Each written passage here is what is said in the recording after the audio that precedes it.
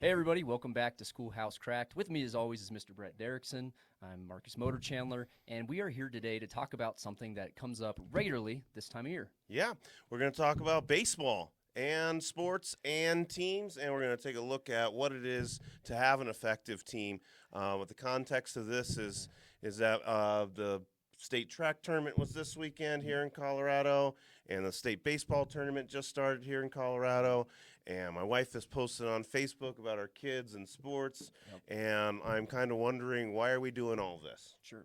And so before we turned anybody off talking about baseball right away, we're going to talk about something that Brett's had come up recently in his own baseball career as an old man baseball player, and in the career of his young son who's a baseball player. But really lessons learned that are relevant to kind of any high functioning team or any team that may be struggling outside of athletics, but even at work. Yeah, So let's start with kind of the genesis of this. I know your son's been lamenting some of the performance of his baseball team recently. Yeah. So my son's a high school baseball player. Both my sons and my daughter are high school athletes. But these are some young men that have like a lot of pride and a lot of moxie. They've worked really hard. They did a January off season, a February off season. They got off to a good start, and then they ended up with a losing record, and with a new coach and all of a sudden they just started talking down to each other and about each other and they a couple of these guys listen to our podcast here. I want to give a shout out. I'm going to say some of their names: Hayden and Riggs and Roman and Justice and the Pingree family and just a whole bunch of these are just really neat kids. I'm really proud of them. But when I asked my son, I'm like, hey, what do you guys want to hear about if you're watching my podcast? What came back was, why does our baseball team suck? And I was really kind of hurt by that. Yeah. I looked at it and I said to my son, I'm like, what does this mean? He's like, oh, we're just tired of losing, and I kind of just dropped it. Then the next person I talked to about it was actually you. Okay, yeah. And I restarted the conversation with my son yesterday. I'm like, hey man, why that language? What does that mean? Let's talk through it. And I'm excited to share with you what I learned about it. But I do have to say, today was my first men's league baseball game. I did have a single. Let's clarify that old man men's baseball league. Very, yes. Like, I'm the spring chicken, folks. If you're trying to figure out what this looks like, it's people limping around. It's fielding a ground ball, but before you field the ground ball, you hear all of the things crack and all of the groans. Yeah. But there's at least two hip replacements. oh in the yeah, infield. oh yeah. You can actually see on some of my teammates that I just met today, underneath their pants, you can see braces and wraps and all kinds of things. But I'll keep it short. The funny thing about it, as I was driving to the game today, I actually got really nervous and almost felt like 11 years old when I was back in Ohio and meeting kids for the first time. I was like, how am I going to introduce myself? Am I going to fit in? Am I going to get, am I going to strike out? And it's like all the negative self-talk and negative questioning. That does not set you up for success. Right, but on top of that, though, like, I guess all of the positive stress that goes with, like, loving something. Do you know what I mean? And you want to do well when you care about something. You want to do well. Yeah. So I felt like, I'm not gonna lie, like I felt alive. I felt young. It was neat.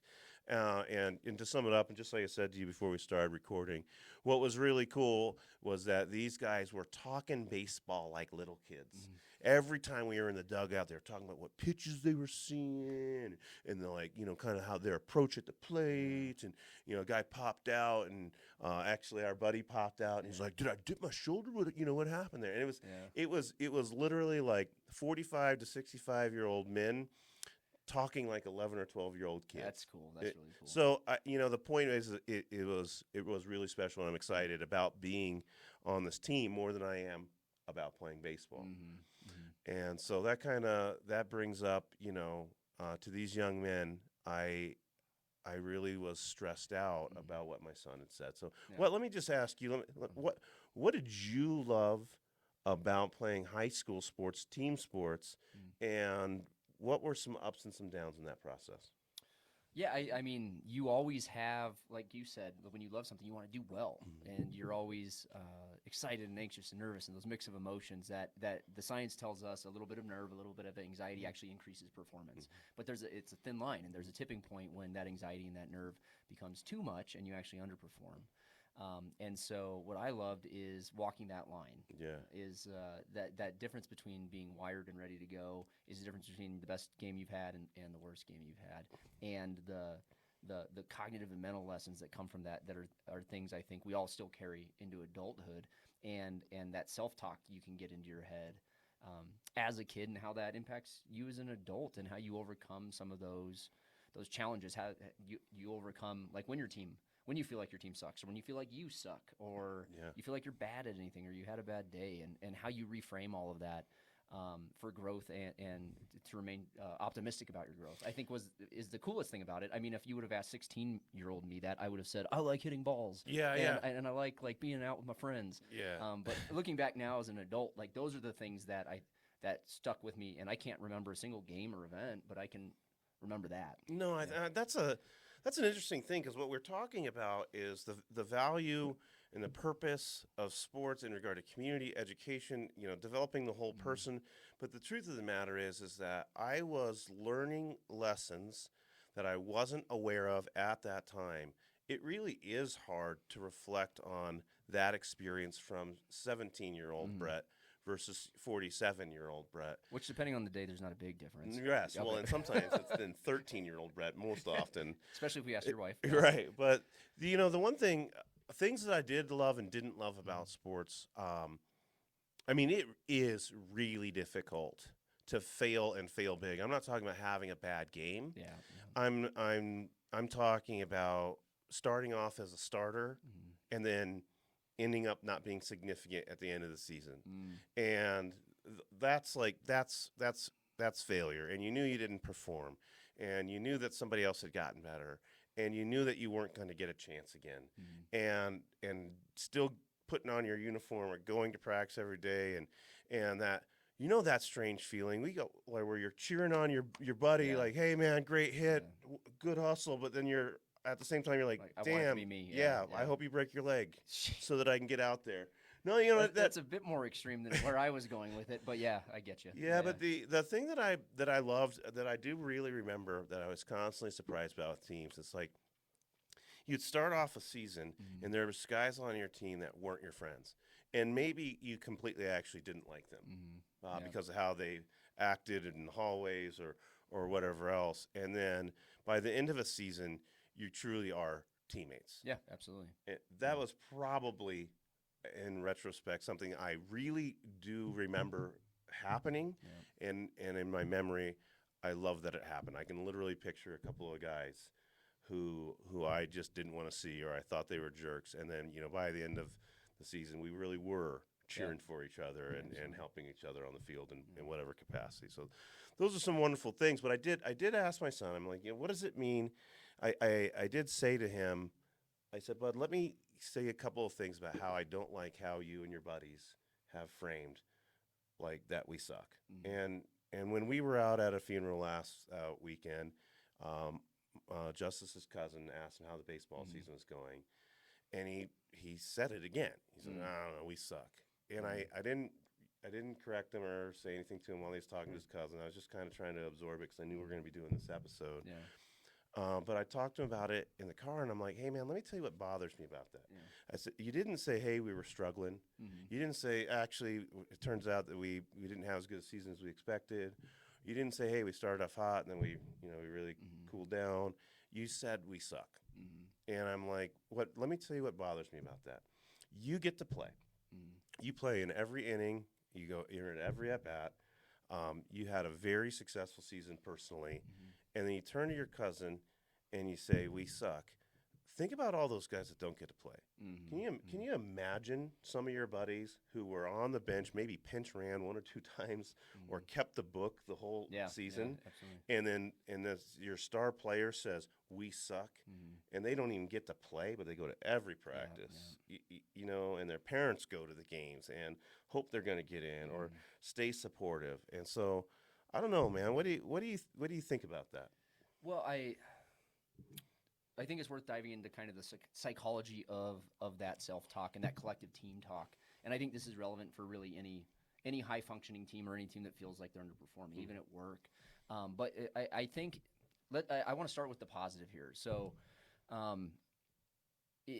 despite him saying we suck, he's still saying we. Mm-hmm. And so he's not pulling himself out of that. Like, I did good, the rest of the team sucked. Or I sucked, they sucked. It's we suck. So I think there's a positive there in just kind of team mentality at least, like him seeing himself as part of the team. In regard to the entire team, however,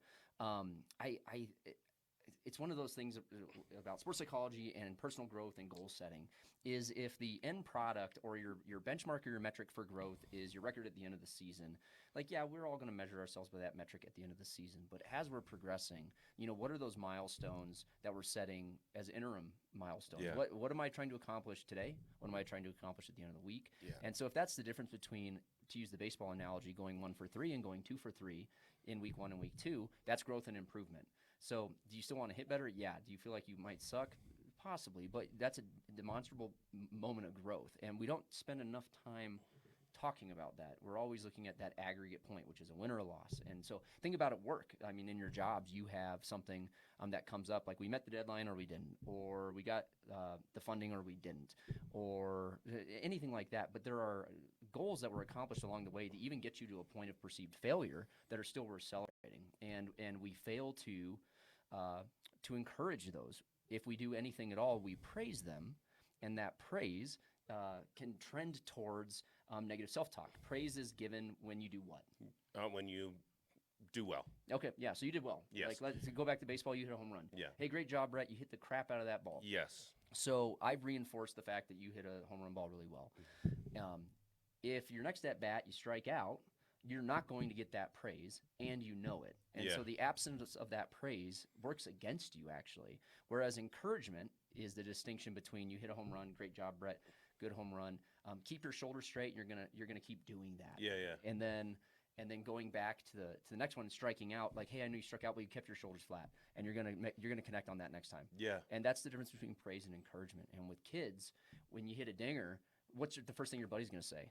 Is it praise or is it encouragement? It's praise. Yeah, it's 100% praise. Yeah. And that's the distinction I think we see in great coaches, whether that's athletics coaches or executive coaches or even like business leaders. They use encouragement intentionally, and they're mindful with their praise. And so I think that's a lesson that we can take away from any effective team. Yeah. And something that we don't specifically teach adolescents in talking to each other. Yeah, and with this coach, young man, he is a young man, and he is a fervent baseball guy. Good. I mean, my guess is this guy will coach for 30 years. That's cool. And he does a great job of holding the kids. Like, here's what's tough for me as a dad. He's a new coach. Sure. I don't want to speak bad about people. Last year's coach was a big disappointment for me, and it was all of those things. And you know baseball. Well, your big team sports were baseball and hockey, and both of them are very similar in the idea that, like, if you want to really win a game, it's about doing the little things well in advance of a game, whether it's practice or it's preparation. Those interim small goals that you can measure. Yes. And I think their record was either the same or less wins this year. But in everything that I care about as a dad and as a former coach and as an educator myself, they were aces. Swearing way down, throwing your helmet, extinct now. Those are the cultural behaviors that influence wins down the road. Yes, that's what I mean. I mean, I really think this team is going to be true winners because they've done so many things in the process well. I guess what I would love to say to those young men or to encourage their coaches, let's start praising and encouraging effort in those smaller things, because from the families are so much more satisfied. Yeah, that small moment, that's a perfect example. Like after a strikeout, hey, that was a tough one. I appreciate that you kept cool, calm, and collected, didn't toss your helmet. Yeah. Like that's a message and some encouragement that's going to stick with that kid. And those are the things that build culture. And focusing on that culture, we know organizationally builds success long term. And the least successful coaches are the ones who are focused on the win that day. Yeah. And we've worked with some of those folks, Yeah. and we've had kids on some of those teams. And the coaches that focus on culture are inevitably the ones that get the wins. Yeah. Yeah. And saying culture doesn't mean you're creating culture. Yeah, I want to make that distinction. Yeah, and let's use this team for just a little bit longer, and then we'll springboard into like what really matters, like why this is a part of Schoolhouse Cracked, why this is important for us as school leaders and as educators to think meaningfully about a baseball season and why do we suck, because those like cracks that like tell us that we can't, whether it's socioeconomic things or maybe our gym's not as nice as the other gym, like those things that we are really talking about are part of our public school structure. And this is just an analogy, but I'd like to write it for a second. Like here are the little things that they do. They clean up the dugout, including seniors, including studs. Everybody's like the dugout is much cleaner. I love that example because during the last World Cup, there's videos of the Japanese national team fans cleaning up the entire stadium after the Japan game. Yeah. And you want to talk about culture, that's like a country's culture. That's exactly. Awesome. And last year they used to walk, warm up with their jerseys untucked, hats on backwards. I mean, you can picture. I mean, no different than the Bad News Bears. But now they got their hats on, their jerseys tucked in. They leave the dugout. Some culture, some discipline. Yeah, absolutely. They're doing all those things that were such a part of what in the 90s and early 2000s and way before that we were being taught. Like you brush the lines off, you rake them out and make sure that all the dirt that's been kicked out. The players do all of those things, and that means they care about their dugout. They care about their field. If everybody's doing it, it means they care for each other. It also means that they're having conversations. When I was in high school, we got paired up, and we each had a job on the field. Yeah, same. And so it didn't matter if I had a good game or a bad game, and then we're out there working in the bullpen. I always had the bullpen, and me and my buddy were like encouraging each other or whatever else. But we were working together. And we wanted our field to be ready for the next time we practiced or the next time we played. Pride in your effort and pride in the field. Yeah. And I'm sure that equaled wins. So I just want to take my hat off to their coach and encourage him and those kids. Like, you guys don't suck. You guys have a great effort. You're good to each other. You played way better baseball. I'll just tell you, as a baseball guy, I don't know what the data is, but I bet you cut your errors down, your throwing errors and your fielding errors by 50% from last season. You guys have four kids being recognized in all league. I don't know about last year, but all of those guys are returning next year.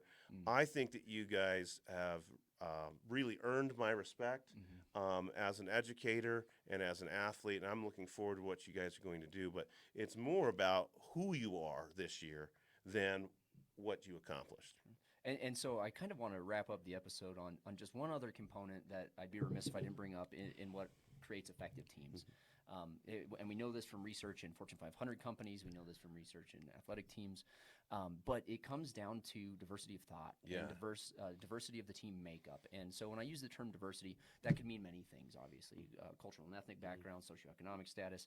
But in the case of highly effective teams, and going back to that self-talk, positive or negative self-talk, diversity of thought. And so teams, especially adolescent teams, have a tendency to start to think alike and start to say the same things. And the differentiation between you and me becomes less. And so one of the things to be mindful of, both for a coach and when you're a player or a team member, is encouraging those diverse thoughts, opinions, and feedback from others.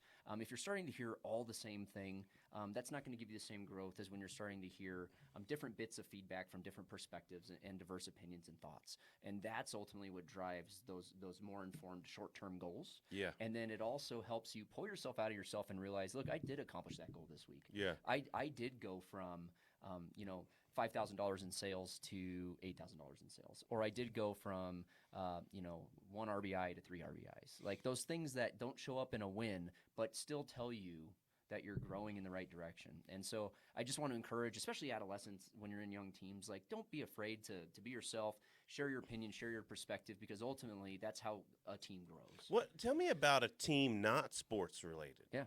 Where you were either surprised or just felt like, hey, these are my people. We are working together and working together well. Or even a moment where that was happening outside of the playing field. Yeah, sure. I mean, a perfect example is my current department in academia. I work in a department, and there's 12 of us, and every one of us has our own academic specialties. Even though we have similar academic trainings, very different academic specialties, perspectives, political leanings, religious leanings, family orientations, sexual orientations, gender orientations. So I mean, I would say it's as diverse as it can get within our region, and we have the greatest conversations about really hard, shitty topics sometimes. Yeah. Organizational topics and topics regarding big changes that need to be made, students, things like that. And it's always so polite and respectful while still sharing diverse perspectives and opinions. And so taking that as information, taking it as feedback, and keeping a common goal in mind. Yeah. And so we're not over-personalizing that information.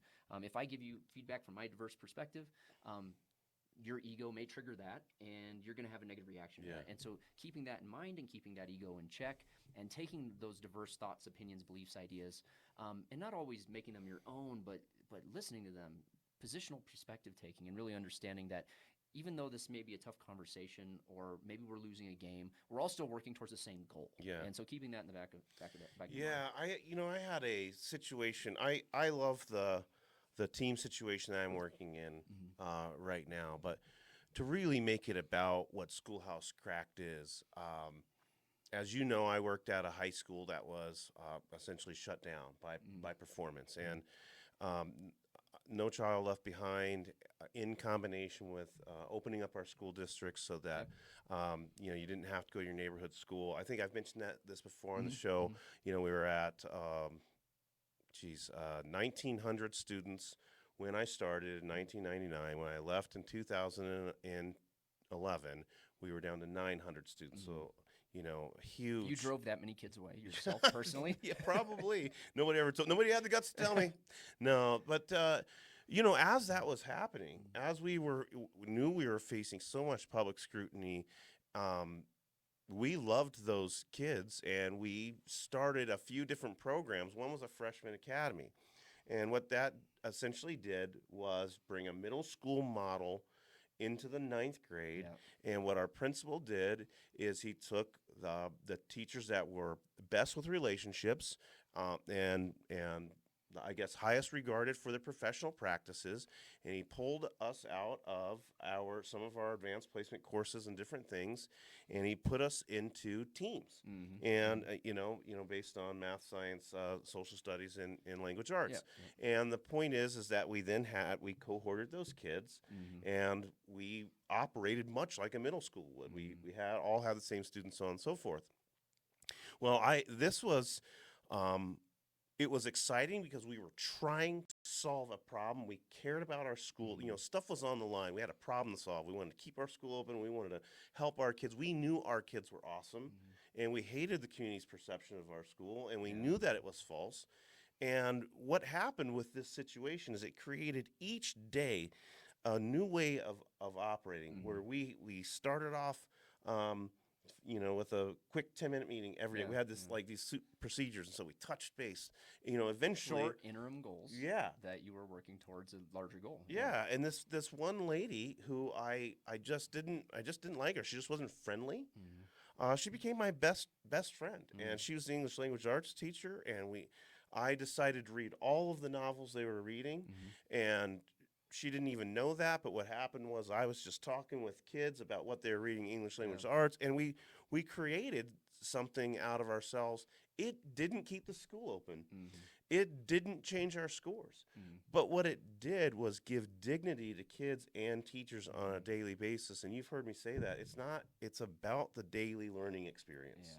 And I don't care what the scores came out as. I know that our kids had for those 2 years that we did that, had a better daily learning experience. They had 4 adults collaborating, thinking, and talking about them, and finding new ways to make connections with them. The whole point is that our principal put us in a position to operate like a team. He gave us a structure. He put us together. He created a problem. Short-term goals. He long-term told goals, us we were the solution. To the empowerment.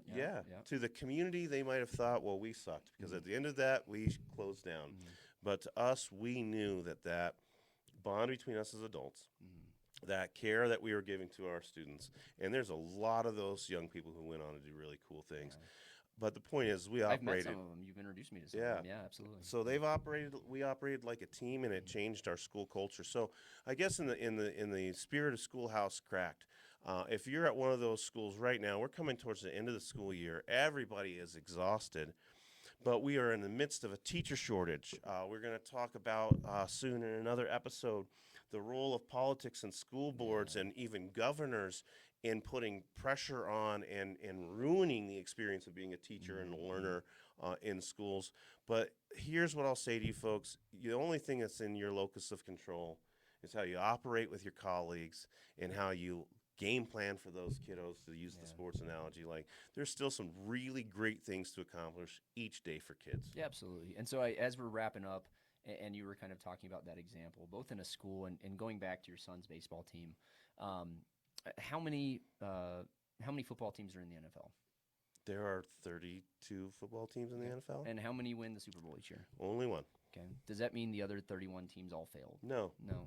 Because for some teams, going from a 5-10 record or a 5-11 record to an 8-8 record is improvement. Yeah. It is growth. And it doesn't mean they win the Super Bowl that year, but it might in 3 years if they keep that growth up and they keep that mindset.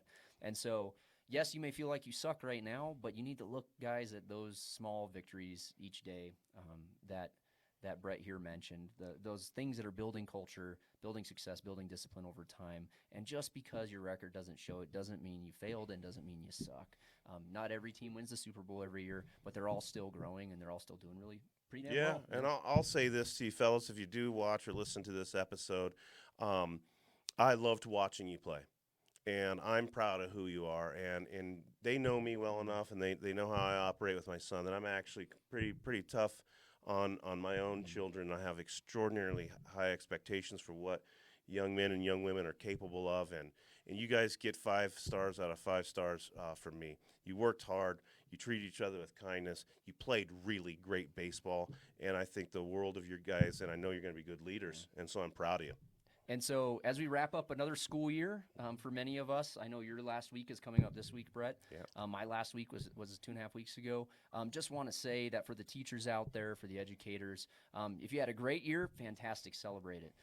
Encourage your peers. If you had a tough year, it doesn't mean you sucked. There's still wins over the course of the year. Go back and remind yourself of those wins. Yeah. And I just want to close out, Brett, with one of my favorite lines. It's from Public Enemy. He got game. And they say, don't let a win get to your head or a loss to your heart. So this is Schoolhouse Cracked signing off. We'll see you in our next episode. All right, keep winning.